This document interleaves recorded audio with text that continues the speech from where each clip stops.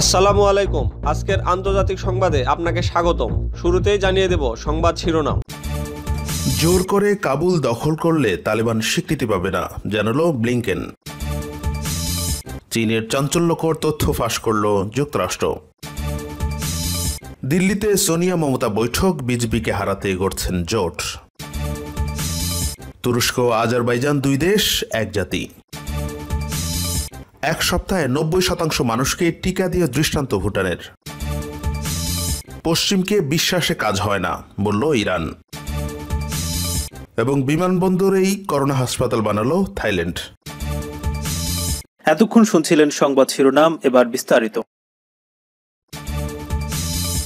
ভারত সফররত মার্কিন পররাষ্ট্রমন্ত্রী অ্যান্টনি ব্লিংকেন বুধবার দিল্লিতে ঘোষণা করেছেন, আফগানিস্তানে তালেবান যদি জোর করে ক্ষমতা দখল করতে চায় তাহলে তারা কখনোই আন্তর্জাতিক স্বীকৃতি পাবে না। ভারতের পররাষ্ট্রমন্ত্রী এস জয়শঙ্করকে সাথে নিয়ে এক যৌথ সাংবাদিক বৈঠকে তারা আরও জানিয়েছেন, তালেবান ও আফগান সরকারের মধ্যে শান্তি আলোচনার মধ্যে সমাধান খোঁজাই একমাত্র পথ বলে দুই দেশ বিশ্বাস করে।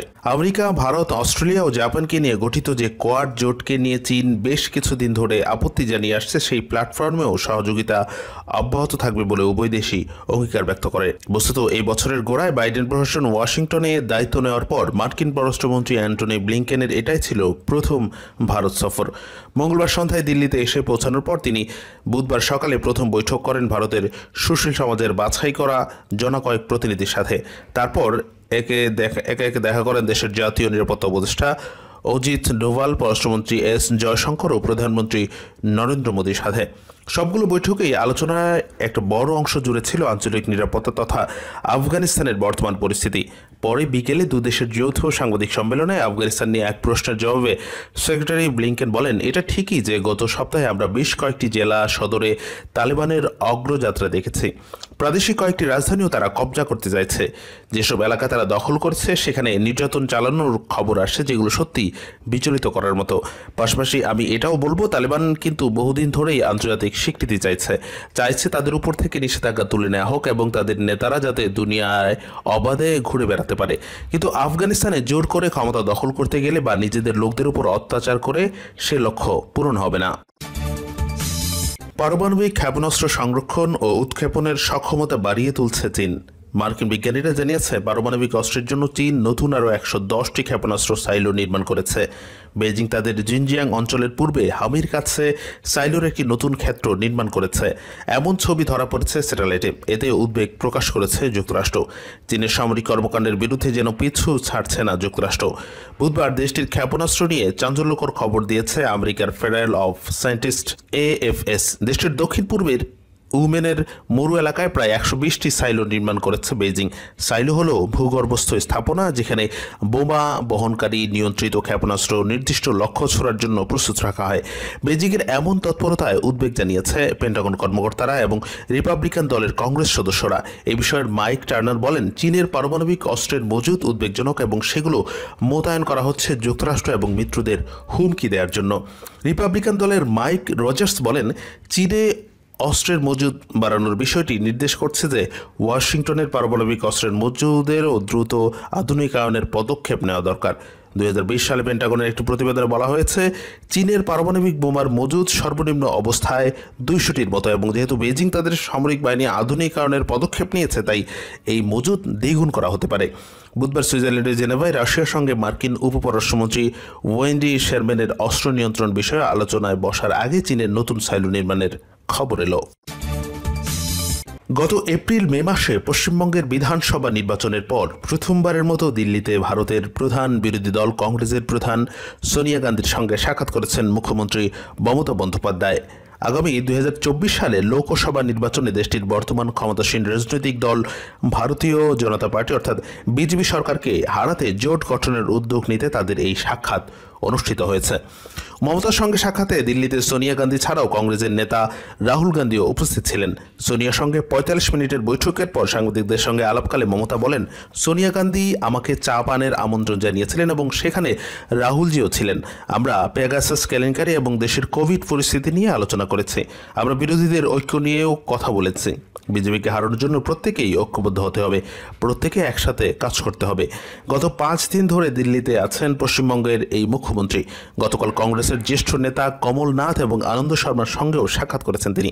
গান্ধী পরিবারের সঙ্গে সাক্ষাতের পর দিল্লির মুখ্যমন্ত্রী অরবিন্দ কেজরিওয়ালের সঙ্গেও বৈঠক করেছেন মমতা। পশ্চিমবঙ্গের সাম্প্রতিক নির্বাচনে জয় পাওয়ার পর মমতা বন্দ্যোপাধ্যায় দেশটির গুরুত্বপূর্ণ রাজনৈতিক শক্তি হিসেবে হাজির হয়েছে। 2024 সালের লোকসভা নির্বাচনের আগে বিজেপি বিরোধী জোট গঠনে ব্যাপক তৎপরতা শুরু করছেন তিনি। বিজেপির আগ্রাস প্রচারণা সত্ত্বেও পশ্চিমবঙ্গের নির্বাচনে মমতা বন্দ্যোপাধ্যায়ের নেতৃত্বাধীন তৃণমূল কংগ্রেস সংখ্যাগরিষ্ঠতা নিয়ে আবারও ক্ষমতায় এসেছে। বিজেপির অনেক কেন্দ্রীয় নেতা, এমনকি প্রধানমন্ত্রী নরেন্দ্র মোদীও একাধিকবার পশ্চিমবঙ্গে গিয়ে নির্বাচনী প্রচারণা চালালেও তাতে হতাশ হয়েছে। যে কারণে আগামী লোকসভা নির্বাচনে বিজেপিকে হঠাতে দেশটির প্রধান বিরোধী দলগুলোর সঙ্গে জোট গঠনের আলোচনা করছেন মমতা বন্দ্যোপাধ্যায়। পশ্চিমবঙ্গের নির্বাচনে জয় পাওয়ার পর প্রথমবারের মতো রাজধানী দিল্লিতে বিরোধী বেশ কয়েকটি হেভিওয়েট নেতার সঙ্গে বৈঠক করছেন তৃণমূল কংগ্রেসের এই নেত্রী। বুধবার সকালের দিকে সাংবাদিকদের সঙ্গে আলাপকালে মমতা বলেন, পুরো দেশেই খেলা হবে, এটি একটি চলমান প্রক্রিয়া। 2024 সালের নির্বাচন হবে মোদি বনাম দেশ। তুরস্কের সংসদ স্পিকার মোস্তফা সেন্তোভ বলেছেন, তুরস্ক ও আজারবাইজান দুই দেশ এক জাতি। এটা শুধু একটি কথা নয়, বাস্তবতা। বুধবার আজারবাইজানের রাজধানী বাকুতে তিনি এই মন্তব্য করেন। তুরস্কের স্পিকার এমন এক সময় এই কথা বলেন যখন ফের সংঘাতে জড়িয়েছে আজারবাইজান ও আর্মেনিয়া। বুধবার এক বিবৃতিতে আর্মেনিয়া জানিয়েছে, আজারবাইজানের হামলায় 3 আর্মেনীয় সেনা নিহত হয়েছেন। আর্মেনিয়ার দাবি, আজেরি বাহিনী আকস্মিক তাদের সেনাদের উপর হামলা চালিয়েছে। একই দিনে আজারবাইজানও পাল্টা অভিযোগ তুলেছে আর্মেনিয়ার বিরুদ্ধে। বাকুর প্রতিরক্ষা মন্ত্রণালয় বলছে, বুধবার কেল বাজার সীমান্তে সেনাদের লক্ষ্য করে গুলি চালায় আর্মেনিয়া বাহিনী। এতে তাদের 2 সদস্য আহত হন। আজারবাইজানের পররাষ্ট্রমন্ত্রীর সঙ্গে সাক্ষাৎ শেষে সাংবাদিকদের তুরস্কের স্পিকার বলেন, তুরস্ক ও আজারবাইজান এক জাতি। এর বাস্তব প্রমাণ হলো গত বছরের নাগর্নো কারাবাখ যুদ্ধে আজারবাইজানকে সমর্থন। সংঘাত পরবর্তী তুরস্ক নাগর্নো অঞ্চল পুনর্নির্মাণে ভূমিকা রাখতে চায় বলেও মন্তব্য করেন তিনি। তুরস্কের স্পিকার মোস্তফা সেন্তোভ বলেন, পাসপোর্ট ছাড়াই শুধুমাত্র জাতীয় পরিচয়পত্র দেখিয়ে 2 দেশের মধ্যে ভ্রমণ গত এপ্রিল থেকে শুরু হয়েছে। উভয় দেশের মধ্যে মুক্ত বাণিজ্যের বিষয়েও সমঝোতা চলছে। এর আগে গত বছরের নাগর্নো কারাবাখ যুদ্ধে তুরস্কের সরাসরি আজারবাইজানকে সমর্থন দেয়। তুরস্কের সমর্থন ও অত্যাধুনিক তুর্কি ড্রোন ব্যবহার করে আজেরি সেনারা যুদ্ধে ব্যাপক সফলতা পায়। নাগর্নো কারাবাখ নিয়ে অনেক বছর ধরে বৈরী সম্পর্ক আর্মেনিয়া ও আজারবাইজানের মধ্যে। পার্বত্য অঞ্চলে নাগর্নো কারাবাখ সোভিয়েত আমলে আজারবাইজানের অংশ ছিল, তবে অঞ্চলটিতে আর্মেনিয়ার নৃগোষ্ঠীরা বসবাস করে। 90-এর দশকের শুরুতে এক যুদ্ধে আর্মেনিয়ার সহায়তায় আর্মেনীয় বিচ্ছিন্নতাবাদীরা অঞ্চলটি দখল করে নেয়। করোনা মহামারীর কারণে মৃত্যু ও সংক্রমণের কারণে হিমশিম খাচ্ছে গোটা বিশ্ব। এমন পরিস্থিতিতে দক্ষিণ এশিয়ার দেশগুলোর অবস্থা আরও নাজুক। ঠিক সেই সময়ে দেশটির মোট প্রাপ্তবয়স্ক জনসংখ্যার 90%কে টিকা দিয়েছে ছোট্ট দেশ ভুটান। ফলে একটি অনন্য কীর্তি হিসাবে বর্ণনা করছে জাতিসংঘের সংস্থা ইউনিসেফ। আন্তর্জাতিক সংবাদ মাধ্যমের সিএনএনের প্রতিবেদনে বলা হয়েছে, 20 জুলাই করোনা ভাইরাসের টিকার দ্বিতীয় ডোজ দেওয়া শুরু করে মাত্র 1 সপ্তাহের মধ্যে 90% প্রাপ্তবয়স্ক নাগরিকের টিকার কোর্স শেষ করে ভুটান। ফলে একে অনন্য কীর্তি হিসাবে আখ্যা দিয়েছে ইউনিসেফ। দেশটিতে রয়েছে উঁচু হিমালয়, দুর্গম পথ, পশুপালন, যাযাবর জনগোষ্ঠী। পাশাপাশি বিরূপ আবহাওয়ার কারণে সারা দেশে টিকা পৌঁছানো ছিল বড় একটি চ্যালেঞ্জের বিষয়। খবরে বলা হয়, গত 20 জুলাই টিকার দ্বিতীয় ডোজ দেওয়া শুরু হলেও প্রচার সহ এর প্রস্তুতি চলছিল কয়েক মাস ধরে। যেসব এলাকায় টিকা পৌঁছানো সম্ভব না, সেসব এলাকায় টিকা পরিবহনের সময় কোল্ড চেইনের ব্যবস্থাও করতে হয়েছে। এছাড়া যেসব এলাকা আরও বেশি দুর্গম, সেখানে টিকা বাড়ানোর জন্য হেলিকপ্টারের ব্যবস্থা করেছে ভুটান। পাশাপাশি একদল স্বেচ্ছাসেবী পায়ে হাঁটা পাহাড়ি পথে ঘুরে ঘুরে লোকজনকে টিকা দিয়েছেন। দেশটিতে টিকা পাওয়ার যোগ্য মোট 5,30,000 মানুষের মধ্যে 4,80,000 জনকে বুধবার পর্যন্ত টিকা দেওয়া শেষ হয়েছে বলে জানিয়েছে আন্তর্জাতিক সংবাদ মাধ্যম সিএনএন। ইরানের সর্বোচ্চ নেতা আয়াতুল্লাহ আলী খামেনি বলেছেন, যুক্তরাষ্ট্রসহ বিশ্বের শক্তিধর দেশগুলোর সাথে আলোচনায় জড়িয়ে ইরানের বিদায়ী সরকারের অভিজ্ঞতা দেখা গেছে। পশ্চিমকে বিশ্বাসে কাজ হয় না। বুধবার তিনি এই মন্তব্য করেছেন বলে খামেনির ওয়েবসাইটে প্রকাশিত এক বিবৃতিতে জানানো হয়েছে। বিশ্বের শক্তিধর দেশগুলোর সঙ্গে ইরানের 2015 সালে পারমাণবিক চুক্তি স্বাক্ষরকে দেশটির বিদায়ী প্রেসিডেন্ট হাসান রুহানির অন্যতম কূটনৈতিক অর্জন হিসেবে দেখা হয়। এই চুক্তি স্বাক্ষরের ফলে পারমাণবিক কর্মসূচি সীমিত করার বিনিময়ে কিছু আন্তর্জাতিক নিষেধাজ্ঞা থেকে রেহাই পায় ইরান। কিন্তু 2018 সালে যুক্তরাষ্ট্রের তৎকালীন প্রেসিডেন্ট ডোনাল্ড ট্রাম্প চুক্তি থেকে ওয়াশিংটনকে প্রত্যাহার করে নেওয়ার পর সেটি অচল হয়ে পড়ে। একই সঙ্গে ইরানের বিরুদ্ধে নতুন করে আরও নিষেধাজ্ঞা আরোপ করে ডোনাল্ড ট্রাম্প। বিদায়ী প্রেসিডেন্ট হাসান রুহানি এবং মন্ত্রিসভার সদস্যদের উদ্দেশ্যে খামেনি বলেন, ভবিষ্যৎ প্রজন্মকে এই অভিজ্ঞতা ব্যবহার করা উচিত। এই সরকারের সময় এটা পরিষ্কার হয়েছে যে পশ্চিমকে বিশ্বাসে কাজ হয় না। ওয়াশিংটনকে চুক্তিতে ফেরাতে গত এপ্রিল থেকে বিশ্ব শক্তিধর দেশগুলোর সঙ্গে আলোচনা চালিয়ে আসছে রুহানি সরকার। তবে ইরানের নতুন প্রেসিডেন্ট ইব্রাহিম রাইসির কাছে আগামী মাসে ক্ষমতা হস্তান্তরের আগে এই চুক্তি পুনরুজ্জীবিত হওয়ার সম্ভাবনা নেই। খামেনি বলেছেন, 2015 সালে চুক্তিতে ফেরার বিষয়ে ওয়াশিংটন কিছু শর্ত দিয়েছে। তার মধ্যে একটি বাক্য আছে যে ভবিষ্যতে কিছু বিষয় নিয়ে আলোচনা হবে অথবা আমাদের কোনো চুক্তি হবে না। ডোনাল্ড ট্রাম্প এই চুক্তির বিষয়ে যে কয়েকটি সমালোচনাকে প্রধান হিসেবে হাজির করেছিলেন তাদের মধ্যে অন্যতম ইরানের ব্যালিস্টিক ক্ষেপণাস্ত্র কর্মসূচির লাগাম টানতে চুক্তিতে স্বাক্ষরকারী দেশগুলোর ব্যর্থতা অথবা আঞ্চলিক বিভিন্ন বিষয়ে তেহরানের হস্তক্ষেপ ঠেকাতে না পারা। কিন্তু তেহরান বরাবরই এই চুক্তিতে পারমাণবিক ইস্যুর বাইরে অন্য কিছু আনার বিষয়কে প্রত্যাখ্যান করেছে। 2018 সালে ডোনাল্ড ট্রাম্প যেভাবে যুক্তরাষ্ট্রকে একতরফাভাবে প্রত্যাহার করে নিয়েছিল, ভবিষ্যতে চুক্তিটির লঙ্ঘন করা হবে না বলে ওয়াশিংটন প্রতিশ্রুতি দিতে ব্যর্থ হওয়ার সেটিরও আলোচনা করেছে ইরানের সর্বোচ্চ নেতা।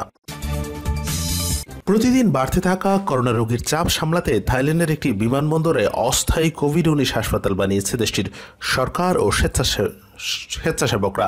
থাইল্যান্ডের স্বাস্থ্য মন্ত্রণালয়ের কর্মকর্তারা এমনটি জানিয়েছে বার্তা সংস্থা রয়টার্সকে।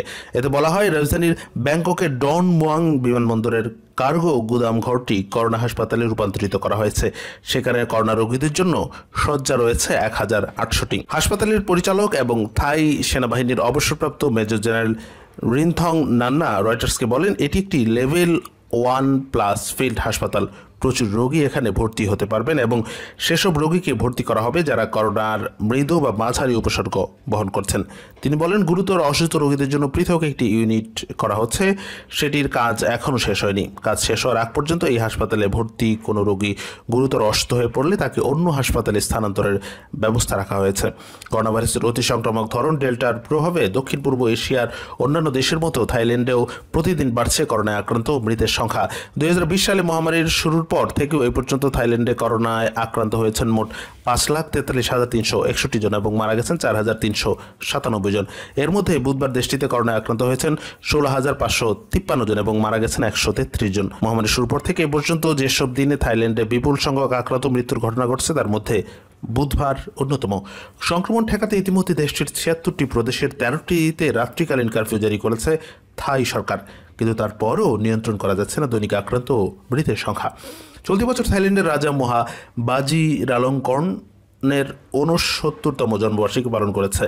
রিনথং নান্না বলেছেন, রাজার প্রতি সম্মান প্রদর্শন করতে নতুন এই হাসপাতালের নাম দেওয়া হয়েছে, তাই রম প্রবারমি, যার বাংলা অর্থ রাজকীয় গৌরব। রয়টার্সকে তিনি বলেন, গুরুতর অসুস্থ রোগীদের জন্য যে ইউনিটটি কাজ করা হচ্ছে সেটি নাম দেওয়া হয়েছে পিতাক রাচান, যার বাংলা অর্থ রাজকীয় সুরক্ষা।